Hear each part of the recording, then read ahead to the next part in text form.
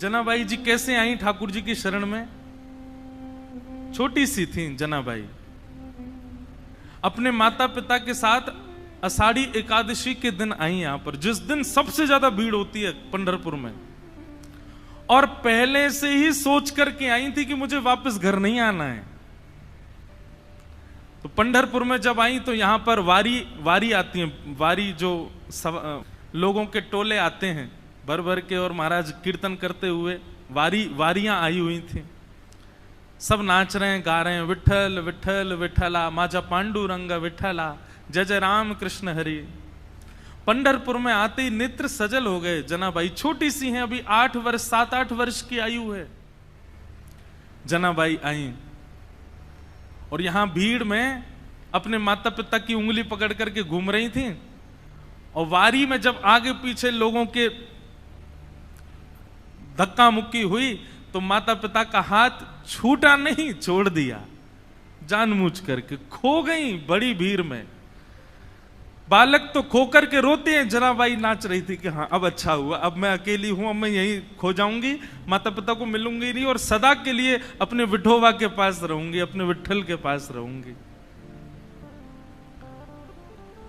माता पिता ने ढूंढने का प्रयास किया, लेकिन जनाबाई मिली नहीं। जनाबाई प्रसन्न हैं, क्योंकि उनका परिवार तो श्री पंढरपुरी है ना। एकनाथ जी महाराज अपने एक भाव में कहते हैं, माझे माहेर पंढरी आहे भीवरे चाते। माझे माहिर पंढरी, माहिर मतलब मेरा तो मायका पंढरपुर है। आहे भीवरे चातेरी, कौन सा पंढरपुर? बोले जो भीमा नदी के तट पर विराजमान है, वो पंढरपुर मेरा मायका है। और बाप आई आई, बाप आई आई, माझे विठ्ठले रखुमाई, माझे विठ्ठले रखुमाई, माझे विठ्ठले रखुमाई। मेरे पिता माता कौन है? बाप आई, बोले विठ्ठले रखुमाई। अच्छा, यहां पे उल्टा है, यहां पे पिताजी रुक्मणी जी हैं, मैया विठ्ठल भगवान है। पंढरपुर में उल्टा है। माउली कौन है? बोले माउली हमारी मैया कौन है? हमारा ध्यान रखने वाली, भूख लगने पे खिलाने वाली, नींद आने पे सुलाने वाली, हमारा ध्यान रखने। कौन है मैया हमारी? बोले विठ्ठलनाथ, हमारी माउली है। वैसे अर्थ तो यही है कि पिताजी विठ्ठल भगवान, रुक्मणी मैया, लेकिन हम ब्रजवासी ना अपनी बात तो जोड़ेंगे। रुक्मणी जी पिताजी का रोल निभाती हैं, यहां पर मैया का रोल तो श्री पंडरीनाथ भगवान निभाते हैं। बाप आई आई, माझे विठ्ठले रखुमाई, माझे विठ्ठले रखुमाई, माहे माहेर पंढरी, माझे माहेर पंढरी, आहे भीवरे चातेरे। माझ बहन चंद्रभागा, माझ बहन चंद्रभागा। जो गाएगा उसकी बात सिद्ध होगी। अब मैं कह रहा हूं कि मेरे माता पिता विठ्ठल रखुमाई, तो मेरी बात सिद्ध हो रही है। आप चुपचाप बैठ के सुन रहे हो तो आपकी बात सिद्ध नहीं होगी। गाओ मेरे पीछे। माझ बहन चंद्रभागा, माझ बहन चंद्रभागा, करत से पाप भंग, करत से पाप भंग, माझ बहन चंद्रभागा, माझ बहन चंद्र। हमारी बहन कौन है? माता पिता तो विठ्ठल रखुमाई हैं, और बहन हमारी कौन है? श्री चंद्रभागा, ये हमारी बहन है। इस बार पंढरपुर में संबंध बना जाओ, ताकि बार बार विठ्ठल भगवान बुलाते रहें। बिना संबंध बनाए चले गए। सुनो एक बात हमारी ये भक्ति भाव के संबंध दुनिया में बनाओ, पर ये पारिवारिक संबंध तो पंढरपुर में बना के जाओ। ठाकुर जी से कह देना, मैया हम जा रहे हैं, अपने अपने काम पे जा रहे हैं, पैसा कमाने जा रहे हैं, बढ़िया अपना व्यापार बड़ा करने जा रहे हैं। और जब पैसा बहुत कमा लेता है बेटा तो माँ खुश होती है ना, हे पंडरीनाथ आप खुश हो जाना, और आप अपनी खुशी कैसे बताना, हमको पंढरपुर बुला के बता देना कि आप बहुत खुश हो।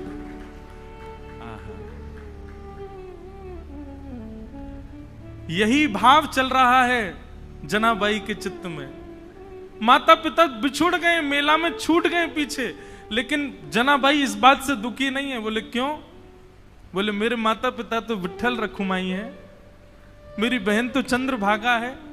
ये सब संत महापुरुष जो उछल उछल करके राम कृष्ण हरि कीर्तन कर रहे हैं, ये सब मेरे भाई बंधु हैं, यही मेरा परिवार है, मैं अब इन्हीं के बीच में रहूंगी। जनाबाई बताओ, बिछुड़ने पर प्रसन्न हो रही है, खो गई है मेले में, चंद्रभागा नदी के तट पर बैठी हैं। लेकिन एक दिन, 2 दिन, 3 दिन, 4 दिन बीत गए, बहुत भीड़ होने के कारण जनाबाई को ठाकुर जी का दर्शन नहीं हुआ। मंदिर में प्रवेश करती है, लेकिन सुबह से रात हो जाती है, खड़े खड़े मंदिर में जा ही नहीं पा रही जनाबाई।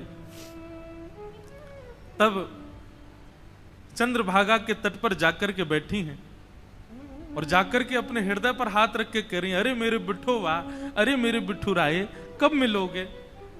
तुम्हारे लिए सब छोड़ करके आ गई मैं।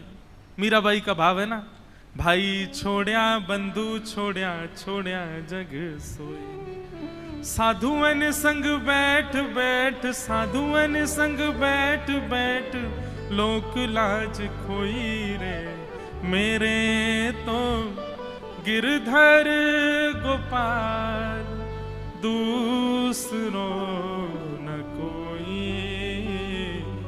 दूसरो न कोई। सब छोड़ दिया मैंने विठोबा आपके लिए, और आप हो भीतर बैठे हो बस ऐसे कमर पे हाथ धर के, मुझे दर्शन ही नहीं दे रहे हो। बंधुओं, धाम की कृपा का अनुभव करना हो ना, तो धाम में विराजमान जो छोटे छोटे तीर्थ हैं, जैसे अब पंढरपुर का मुख्य तीर्थ क्या है? पंडरीनाथ भगवान का मंदिर, लेकिन वहां तो सबकी भीड़ लगी है, सबको दर्शन हो जाए सुलभ नहीं। तो जब तक पंडरीनाथ भगवान दर्शन नहीं दे रहे, ये आसपास छोटे छोटे तीर्थ जो हैं, यहां जा जा करके दर्शन करो।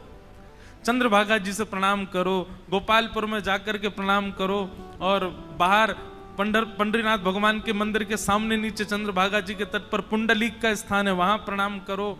ये विष्णुपदी जाकर के प्रणाम करो।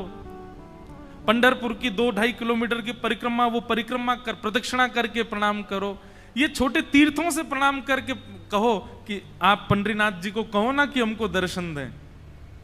मूल और वास्तविक दर्शन की विधा तो यही है।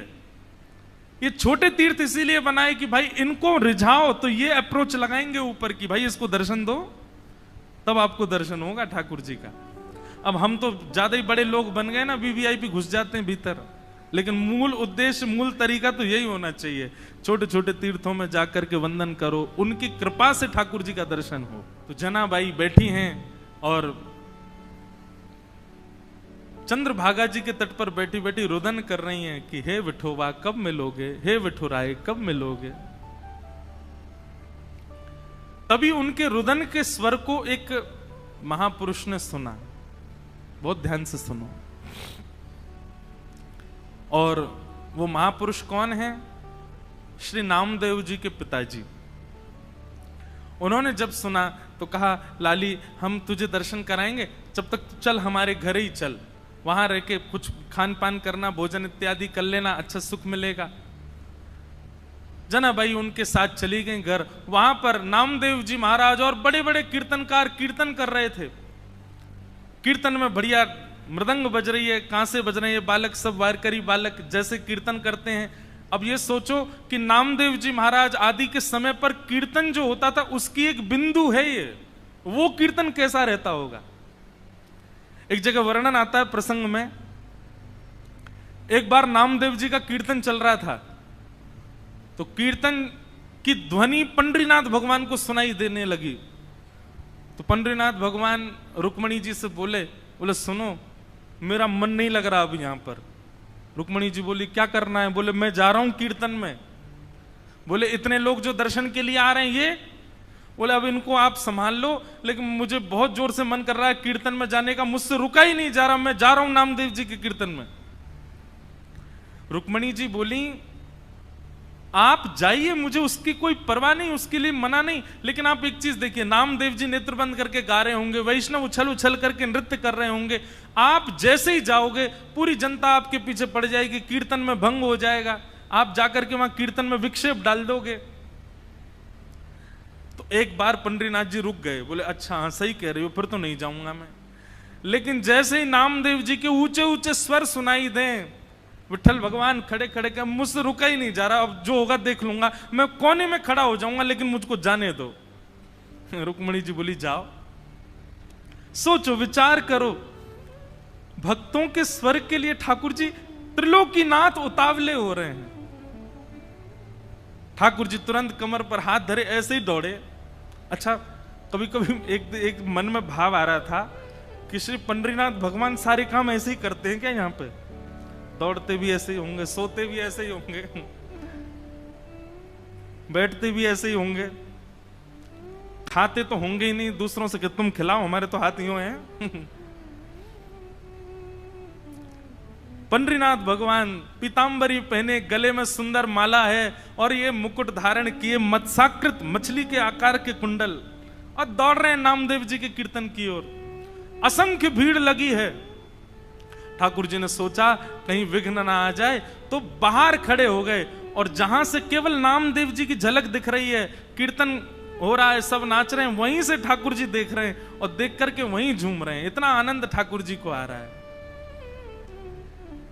लेकिन झूमते झूमते झूमते झूमते ठाकुर जी को सुध बुध नहीं रही, और ठाकुर जी तो कोने से भीड़ में आ गए। अब जैसे ही ठाकुर जी आए, लोगों को कस्तूरी की सुगंधी आने लगी, बढ़िया, पीछे मुड़ मुड़ करके देखें साक्षात पंडरीनाथ भगवान खड़े हैं। अब तो महाराज नाचना गाना सब भूल गए, सब मार्ग देने लगे, और ठाकुर जी नाचते नाचते भीतर प्रवेश कर रहे हैं। नाचते नाचते ये स्थिति हो गई, इतनी भीड़, कोई पांव छू रहा है, कोई हाथ छू रहा है, स्पर्श करते करते ठाकुर जी की पीतांबरी खींच ली किसी ने, और ठाकुर जी के वस्त्र उतरने लगे, लेकिन ठाकुर जी नृत्य नहीं छोड़ रहे हैं, उछल उछल करके नाच रहे हैं। स्थिति ये हुई, आज हरि देखे नंगम नंगा, ठाकुर जी के सबरे वस्त्र खींच खींच के ले गए, और ठाकुर जी निर्वस्त्र अवस्था में नृत्य कर रहे हैं नामदेव जी के कीर्तन। नामदेव जी के जब नेत्र खुले और सामने ठाकुर जी को देखा, नेत्र सजल हो गए। जय हो। कभी कभी संशय होता है नाथ, हम आपके भक्त हैं कि आप हमारे भक्त हो? अरे इतना उतावलापन, इतनी उत्सुकता तो किसी भक्त में नहीं होती, वो अपने वस्त्र का भान तो रखता है, आप तो कीर्तन में वस्त्रों का भी भान नहीं रखते नाथ।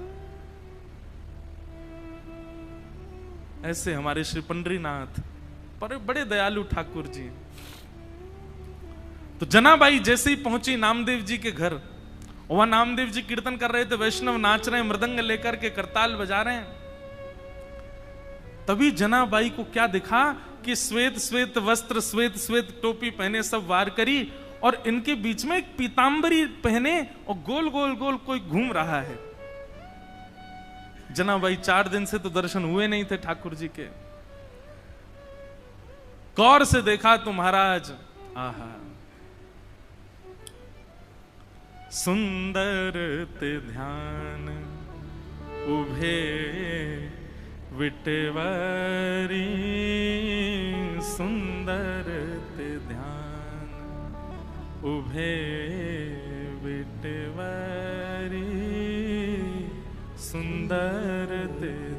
श्री तुकाराम जी कहते हैं, जिनका ध्यान इतना सुंदर है, विठ्ठल पर जो वीट के ऊपर खड़े हैं, आहा, जैसे ही दर्शन किया जनाबाई के तो रोम रोम प्रफुल्लित हो गए, आनंदित हो गए। आहा, साक्षात पंडरीनाथ भगवान नृत्य करने हैं नामदेव जी के कीर्तन में। जनाबाई तो वहीं बैठ गई। अब तो तुकाराम जी के नामदेव जी के पिताजी ने सबको बोला ये लाली यहीं रहेगी हमारे घर पर, और यहीं इसका खान पान, कोई इसको कुछ नहीं बोलेगा, ये जैसे चाहे वैसे रह सकती है। जनाबाई छोटी सी हैं, पूरे दिन केवल उनको एक ही प्रतीक्षा रहती थी, कब कीर्तन हो, कब विट्ठल आएंगे, मैं उनका दर्शन करूंगी। और किसी को दर्शन नहीं होते, जनाबाई को होते थे। नामदेव जी कीर्तन करते और जैसे ही विट्ठल आते, नामदेव जी जनाबाई उछलने लग जाती, विठोबा आ गए, विठोबा आ गए। सब जनाबाई को देखते, छोटी बालिका है ऐसा सोच करके अनसुना कर देते, लेकिन उनको तो प्रत्यक्ष दिखते थे ठाकुर जी। सब लोग दर्शन करने के लिए जाते थे, जनाबाई को कहते थे तुम चलो साथ में। जनाबाई कहती मुझे मंदिर जाने की जरूरत नहीं है। क्यों? बोले शाम को कीर्तन होता है ना, विट्ठल यहीं आते हैं, मैं यहीं देख लेती हूं उनको। ऐसे करते करते जनाबाई का प्रेम और एक जैसे मित्रता संबंध हो गया श्री ठाकुर जी के साथ में। पूरे दिन सेवा करती और सेवा करने के बाद शाम को बैठ करके ठाकुर जी का चिंतन करती, ठाकुर जी के लिए प्रसाद क्या बनाना है, क्या सिद्ध करना है, ये सब विचार करती जनाबाई। ठाकुर जी इतने भाव से बुलाती ठाकुर जी को, ठाकुर जी आते थे उनके पास। एक दिन की बात, नामदेव जी ने ऐसा सुंदर कीर्तन किया कि ठाकुर जी और दिन से ज्यादा अधिक नृत्य किए उस दिन। इतना नृत्य किया, इतना नृत्य किया कि जनाबाई जैसे ही कीर्तन पूर्ण हुआ, जनाबाई रोने लगी। कोने में बैठे बैठी रो रही थी। सब लोग सोचने लगे क्या हो गया, पता नहीं छोटी सी बालिका रो रही है। नामदेव जी के पिताजी ने जाकर के कहा, बोले हे जनाबाई तुम रो क्यों रही हो? जनाबाई कहती हैं आज कीर्तन इतना सुंदर हुआ। बोले सुंदर कीर्तन में रोया जाता है? बोले नहीं, मैं इसलिए नहीं रो रही, आज कीर्तन इतना सुंदर हुआ कि पंडरीनाथ आए, विठोबा आए और इतना नृत्य किया, इतना नृत्य किया, मुझे तो मन में पीड़ा हो रही है। वो पूरे दिन खड़े रहते हैं, इतना नृत्य करके गए, कहीं उनके पांव दर्द तो नहीं कर रहे होंगे, कोई उनके पांव दबा रहा होगा कि नहीं, मुझे तो उस बात की बड़ी पीड़ा होती है। आप नामदेव जी से कह देना वो इतना ज्यादा अच्छा कीर्तन ना किया करें, सामान्य कीर्तन किया करें। वो अच्छा कीर्तन करते हैं तो श्री ठाकुर जी उसमें बहुत नाचते हैं, उनको कहीं पीड़ा ना होती हो चरणों में। जनाबाई मन में सोच रही है मेरे पास विठोबा होते, मेरे पास विट्ठल होते, घी लेकर के आती, चरणों में मालिश करती, अपने हाथ से चरण दबा देती, मेरा विठोबा बहुत कष्ट में आ गए होंगे आज तो। और यही बोलती जा रही है, यही बोलती जा रही है। अब सब तो वहां से उठ करके सोने चले गए, लेकिन वो यही चिंतन कर रही हैं आज विट्ठल के पांव में दर्द हो रहा है, आज मेरे पंडरीनाथ के चरणों में दर्द हो रहा होगा। ये भाव मन में सोच ही रही थी कि इतने में ही पीताम्बरी पहने, कटी पर हाथ धरे, सुंदर सांवल वर्ण ठाकुर जी का श्री पंडरीनाथ भगवान वहीं प्रकट हो गए। और प्रकट होकर के जनाबाई के सामने बैठ करके पांव आगे पसार दिए। बोले रो क्यों रही हो? तो फिर दबाओ हमारे चरण। आपको अगर लग रहा है कि हमारे पैरों में पीड़ा हो रही है तो दबाओ ना। आहा, जनाबाई, छोटी सी जनाबाई अपने हाथों से ठाकुर जी के चरण दबा रहे हैं।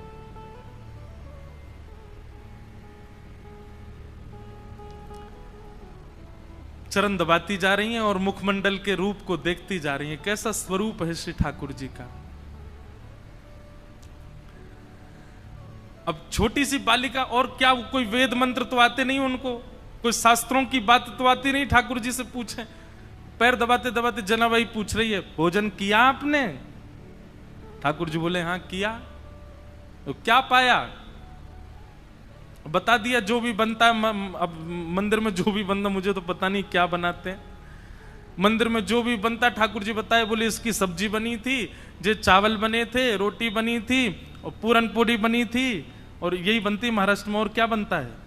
पूरन पोली है।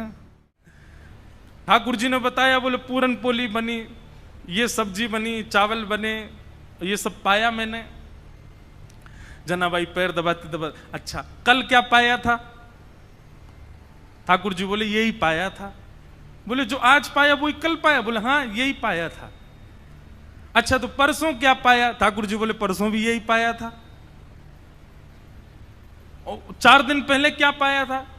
ठाकुर जी बोले यही बनता है, ये लोग मुझको यही देते हैं और कुछ नहीं देते, इनका फिक्स है, ये वही बनाते हैं वही खिलाते हैं मेरे को। इनका मंदिरों में नियम थोड़ी बदलता है, जो सब्जी है जो दाल है जो वही बनता है, रोज वही खिलाते ठाकुर जी को।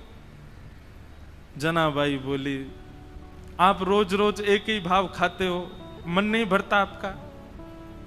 ठाकुर जी बोले भरता तो है, पर ठीक है कोई बात नहीं, भाव से बनाते हैं तो पाता हूं। जनाबाई बोली मैं कुछ नया बना के पवाऊं तो? ठाकुर जी बोले तुम बनाओगी? बोले अभी बना के लाऊं, आप बस बैठो मैं लेके आती हूं। जनाबाई रात में ही गई महाराज, सुंदर रसोई सिद्ध करी, सुंदर नए नए पकवान बनाए, नई नई सामग्री बनाई और सामग्री बना के थाल में सजा। आधी रात सब सोए हैं पंढरपुर में, और वहां गोपालपुर के ऊपर के स्थान आज हम गए थे तो वहीं के चिंतन आ रहा है, वहां ठाकुर जी बैठे हैं, ठंडी ठंडी हवा चल रही है और जनाबाई ने लाके थाली सामने रख दी। ठाकुर जी को कहा पाओ। ठाकुर जी पा रहे हैं प्रेम से, और बड़ा सिर हिला हिला करके चटकारे मार मार करके पा रहे हैं। बोले आहा आज तो नया नया भोजन मिला है। हाँ जनाबाई तेने तो आज आनंद कर दिया, इतना सुंदर भोजन बनाया। बीच बीच में ठाकुर जी इतनी जल्दी खाते हैं कि अपने वस्त्रों पर गिरा देते हैं। तो जनाबाई कहती है अरे आराम से खाओ, कहाँ जाना है? बोले तुमको क्या पता, अभी 3:30 बजे मंगला आरती होनी है, मुझे पहुंचना है अभी वहां पर। ठाकुर जी प्रेम से पा रहे हैं। बीच बीच में जनाबाई का इच्छा होती है, मन होती है कि मैं खिला दूं एक ग्रास, लेकिन अभी भय लग रहा है मन में कि कहीं मैंने कहीं हाथ बढ़ा दिया तो कहीं ठाकुर जी नाराज तो नहीं हो जाएंगे।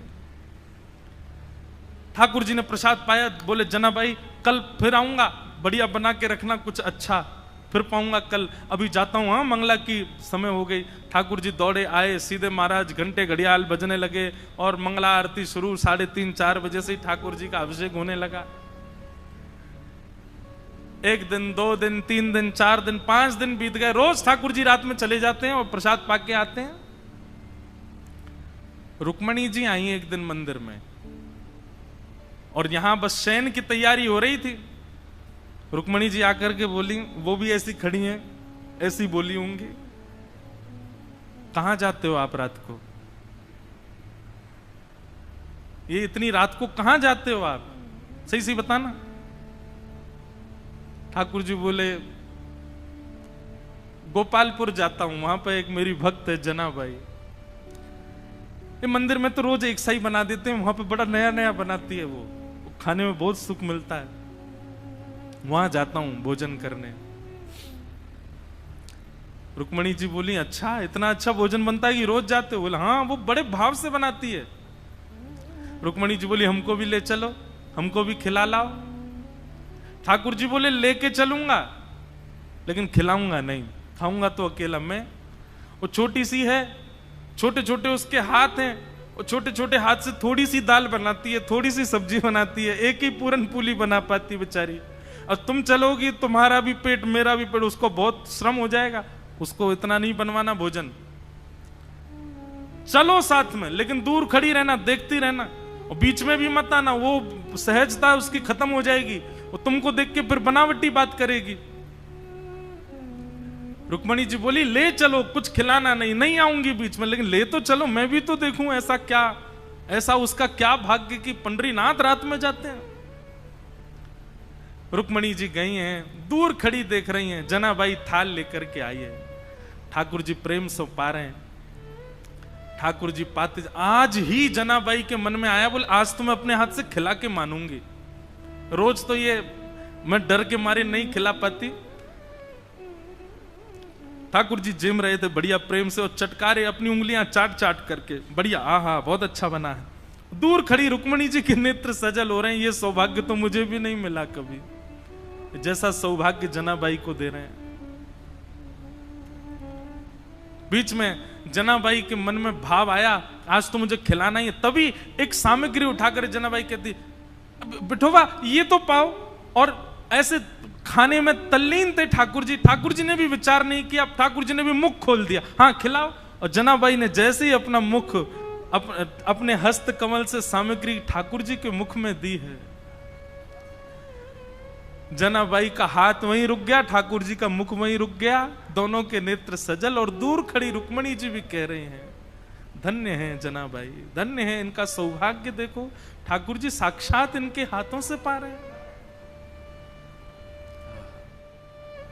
ऐसा भाव। रुक्मणी जी नतमस्तक हो गई, मन में विचार करने लगी कि मैं भी जनाबाई से मित्रता कर लूं, इनके बहाने मुझे भी ये सुख मिल जाया करेगा। जो सुख लक्ष्मी जी को भी नहीं है वो जनाबाई को दे रहे हैं ठाकुर जी।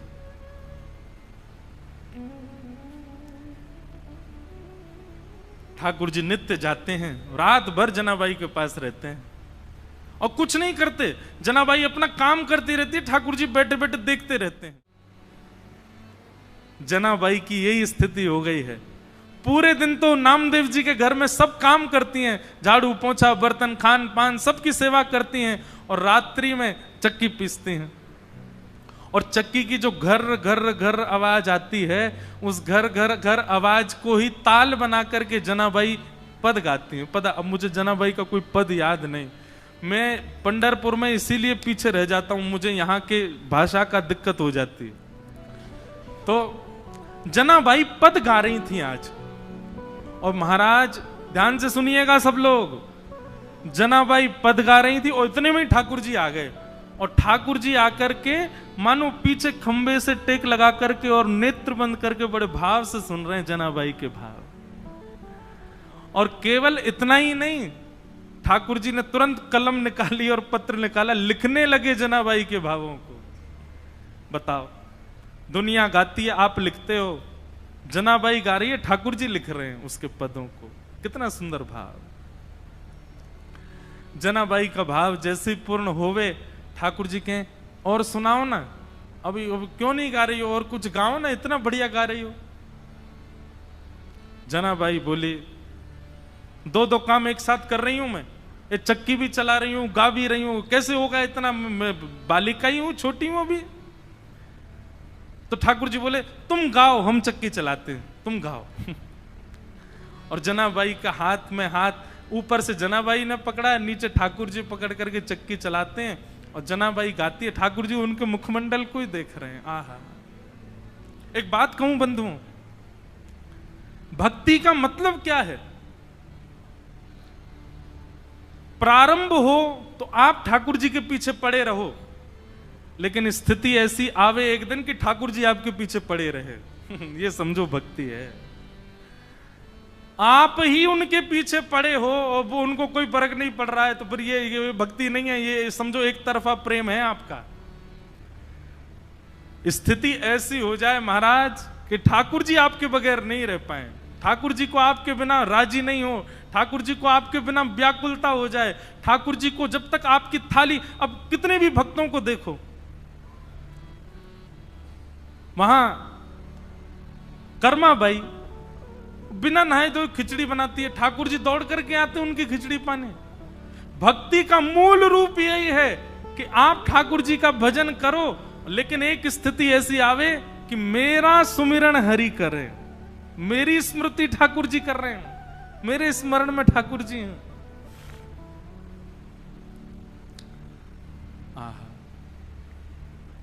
जनाबाई के भाव इतने प्रिय लगने लगे। ठाकुर जी कहें, तेरे काम मैं करूं, तू बस गाती रहे।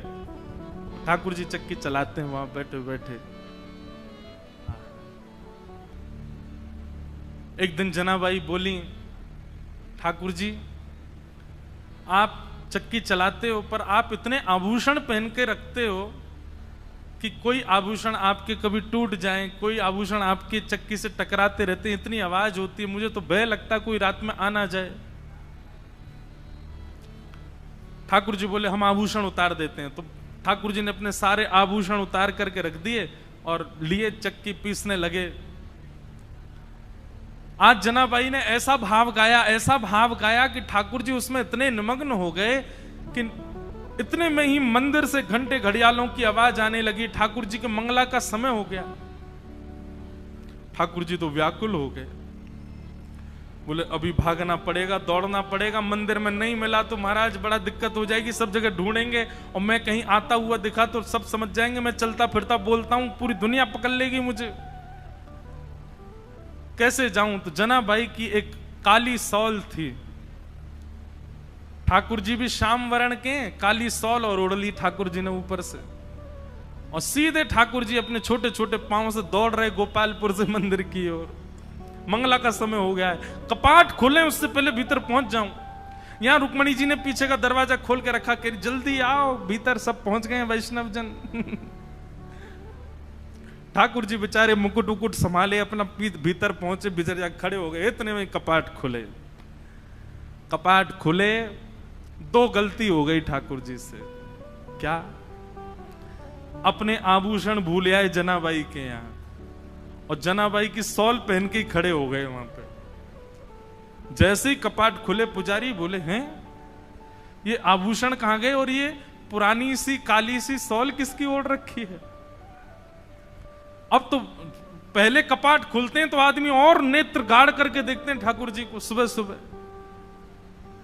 सबके अपलक नेत्रों से सब ठाकुर जी को देख रहे हैं, और ठाकुर जी के मुख पर संकोच दिखाई दे रहा है। बोले आज तो पकड़े गए हम। इतने में ही पीछे खड़े नामदेव जी की दृष्टि पड़ी, और नामदेव जी बोले ये सौल तो कहीं देखी देखी लग रही है। और नामदेव जी के घर में ही रहती जनाबाई, उनके यहां काम कर रही हैं बेचारी, सब झाड़ू पोंछा बर्तन सब करती जनाबाई। नामदेव जी के मुख से निकल गया, ये तो जनाबाई की सौल है। आहा, ठाकुर जी लीला करके आए हैं जनाबाई के पास।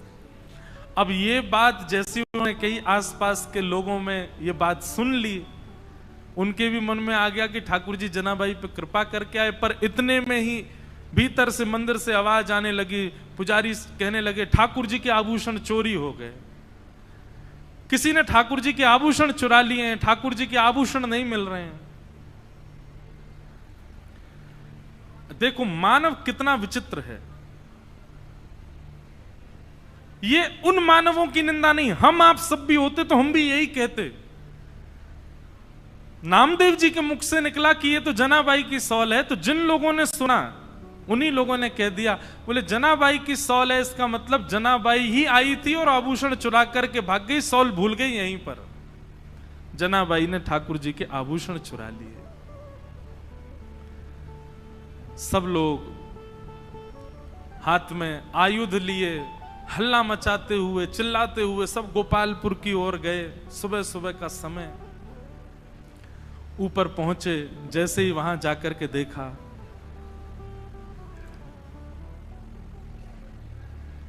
जनाबाई कहां है, बाहर आओ। जनाबाई निकल करके आई, क्या बात है, क्यों चिल्ला रहे हैं आप लोग? बोले तुमने ठाकुर जी के आभूषण चुराए। जनाबाई बोली मैं क्यों चुराऊंगी आभूषण? बोले तलाशी दिलाओ।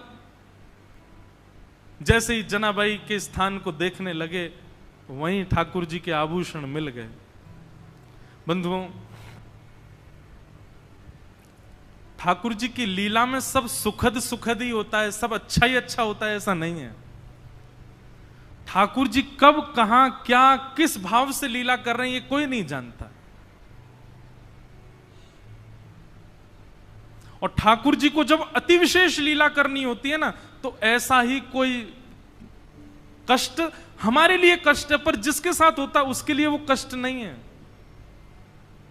ऐसी कोई भावना प्रकट। जैसे ही आभूषण मिले सबको, जनाबाई को पकड़ लिया सबने, बहुत अशब्द सब उच्चारण करने लगे। आभूषण चुरा लिए ठाकुर जी के। अरे नामदेव जी, आपने किसको अपने घर में आश्रय दे रखा है? और आदि आदि सब चिल्लाने लगे। जनाबाई तो मौन हो गई, और मैं क्या बोलूं इन सबको। यदि ये बात बताऊं कि रात्रि में ठाकुर जी मेरे यहां आए हैं, तो ये नहीं मानेंगे। ठाकुर जी लीला करके गए, ये सब कोई स्वीकार नहीं करेंगे।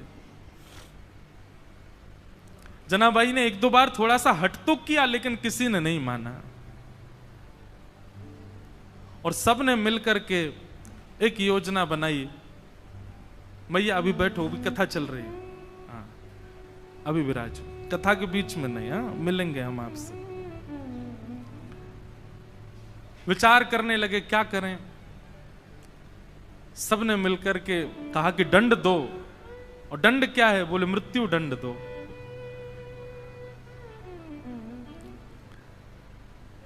नामदेव जी मनी मन समझ गए कि ठाकुर जी अब जनाबाई को अपने अंतरंग लीला में प्रवेश देना चाह रहे हैं, इसीलिए लीला चल रही है। समाज के लोग उनके भाव को नहीं समझ पा रहे थे। ये संसार का एक नियम है कि जब मूल व्यक्ति हमारे सन्मुख होता है तब हम उसके भाव को नहीं समझ पाते। आज उन्हीं जनाबाई को पूरा विश्व पूज रहा है। पंढरपुर आने वाला हर वैष्णव प्रणाम कर रहा है। एक सूली लगा दी गई, जनाबाई को खड़ा कर दिया उसमें, परंतु श्री पंडरीनाथ भगवान ऐसा होने तो नहीं देते। देखते ही देखते जो सूली बनाई गई थी वो जल के आकृति में परिवर्तित हो गई और श्री जनाबाई ठाकुर जी में ही विलीन हो गई। ठाकुर जी में ही उनका समावेश हो गया। सब ढूंढने लगे, खोजने लगे, जनाबाई कहां है, जनाबाई कहां है। कई लोगों को आत्मग्लानि होने लगी, अपने आप को कोसने लगे, हमने क्या किया, एक परम भक्ता वैष्णवी जनाबाई के साथ ऐसा किया। और अब कहां जनाबाई मिलने वाली हैं, वो तो श्री विट्ठल के साथ में है, विट्ठल के अंतरंग भाव में प्रवेश कर गए। ऐसी भक्तिमती जनाबाई जिनके साथ इतनी लीला, इतनी कृपा श्री पंडरीनाथ भगवान ने की। उनके हाथ का बना हुआ प्रसाद पाते हैं, उनके हाथ के बने हुए सुंदर प्रसाद को उनके हाथ से पाते हैं। वो गाती हैं और पंडरीनाथ भगवान लिखते हैं, वो गाती हैं और पंडरीनाथ भगवान नृत्य करते हैं। ऐसी श्री जनाबाई, उनको हम बारंबार वंदन करते हैं।